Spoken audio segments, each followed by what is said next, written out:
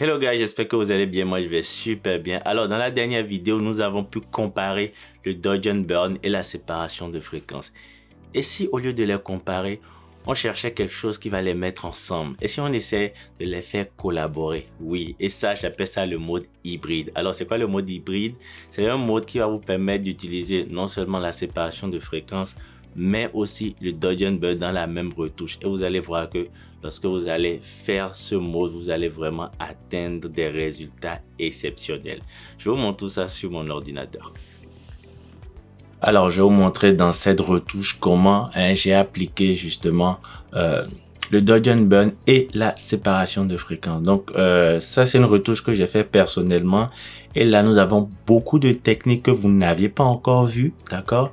Mais je vais juste me concentrer sur la séparation de fréquences et le dodge and burn. Vous allez voir si je fais un avant-après comme ceci, très rapidement. Voilà, donc il y a eu beaucoup de choses à faire. Il y a le color grading aussi. Beaucoup de choses que nous allons voir dans les capsules qui vont suivre. Mais ici, je vais vous montrer comment j'ai appliqué justement la séparation de fréquences et le dodge and burn. Donc, c'est déjà deux techniques que vous maîtrisez normalement très bien si vous regardez cette vidéo. D'accord? Donc là, je vais revenir à zéro. Donc, comme je vous ai dit, lorsque vous commencez votre retouche, vous avez d'abord la correction, voilà, à faire la petite correction que nous avions vue comme d'habitude. Et là, moi, j'ai ajouté le color grade. Donc, ne vous occupez pas de ça, d'accord? Mais il y a le color grade ici, hein. C'est juste pour changer la colorimétrie de l'image, mais ça ne change pas la texture de la peau. Donc, c'est juste de la couleur que j'ai changé. Nous allons voir dans les prochaines capsules. Alors, là, qu'est-ce que nous allons faire? Nous allons faire d'abord le dodge and burn. Comme je vous ai dit, il faut 90% de dodge and burn et 10% de séparation de fréquences. Donc, moi, j'ai commencé par le dodge and burn global, comme vous me le savez. Donc, c'est le vert ici. Donc, si j'ajoute le dodge and burn, vous allez voir que il y a quand même un peu de nettoyage autour, mais très léger parce que je l'ai fait de façon globale. Donc, je fais un avant-après, vous voyez. Très bien.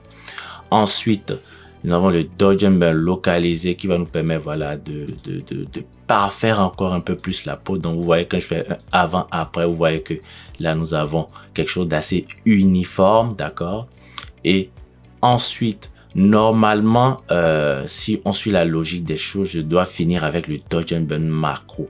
Mais moi, j'ai fait autrement, d'accord? J'ai fait d'abord la séparation de fréquences. Donc, si j'ajoute ça, vous voyez, j'ai fait la séparation de fréquences pour uniformiser le teint, d'accord, avant d'utiliser le dodge and burn macro maintenant pour enlever quelques détails. Vous allez voir au niveau, voilà, juste en bas des yeux, de l'œil droit ici, je fais avant après, vous voyez, il y a eu quand même un très petit nettoyage. Vous n'êtes pas obligé de faire dans l'ordre, vous pouvez faire le dodge and burn global, le dodge and burn localisé, faire la macro et ensuite finir avec la séparation de fréquences. C'est vraiment pas un souci. Moi, j'ai voulu faire un peu à l'envers parce que je trouvais que lorsque j'avais déjà fini avec le dodge and burn localisé, d'accord, je trouvais que la peau est déjà assez bonne pour juste finir avec la séparation de fréquences, d'accord. Alors, lorsque je finis avec le dodge and burn, la séparation de fréquences doit se faire de façon très légère, d'accord. Donc, vous allez voir que lorsqu'on fait un avant-après, il n'y a pas une trop grosse différence parce que le dodge and burn a déjà fait la majorité du travail. C'est ça l'avantage de cette technique hybride, c'est que lorsque vous allez faire le dodge and burn, c'est-à-dire les trois global, localisé, macro, vous allez voir que la peau est déjà très bien. La séparation de fréquences, vous allez le faire juste pour avoir quelque chose d'un peu plus parfait, mais vous allez le faire vraiment très légèrement.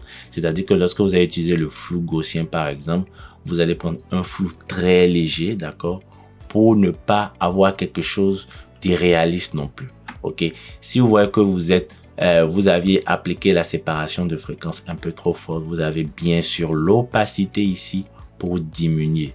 Donc c'est vraiment ça la clé de la technique hybride, c'est de combiner justement le dodge and burn et la séparation de fréquences, mais faire la séparation de fréquences de façon très très légère. Alors désolé de t'interrompre dans cette vidéo, mais j'ai une surprise pour toi. J'ai créé pendant vraiment des mois une formation gratuite de 1 heure qui va condenser les secrets en photographie. Donc je sais que des fois quand tu commences, tu manques d'expérience, tu sais pas par où commencer, qu'est-ce qu'il faut apprendre en premier. Dans cette formation condensée là, je vais t'apprendre vraiment les bases de la photographie pour que tu puisses vraiment trouver ton premier client et en vivre. Donc n'hésite pas à cliquer à la fin de cette vidéo sur le lien en bas de cette vidéo justement qui va te permettre d'apprendre vraiment les bases de la photographie dans cette formation d'1 heure. Et je te garantis que tu verras que c'est une formation qualitative et tu m'en diras des nouvelles en commentaire. Allez, je te laisse continuer ta vidéo. Donc voilà en gros comment utiliser la technique hybride. Donc comme vous le voyez, lorsque je fais un avant-après, vous voyez la peau est quand même intacte, la texture est intacte. Et là, après, nous pouvons continuer avec des autres types de retouches que nous allons voir dans les prochaines capsules. Bouche, les yeux, la netteté, etc., etc. Donc, voilà. Alors, voilà comment réaliser le mode hybride. Il suffit de faire de la séparation de fréquences ajoutée au Dodge & Burn. Alors, si vous avez des questions, n'hésitez pas à le mettre en commentaire. Et si vous voulez vous exercer, ce que je vous recommande fortement, alors envoyez vos résultats dans le groupe et je me ferai un plaisir de commenter de façon très détaillée chacun de vos travaux. Sur ce, moi je vous laisse. Tchuss.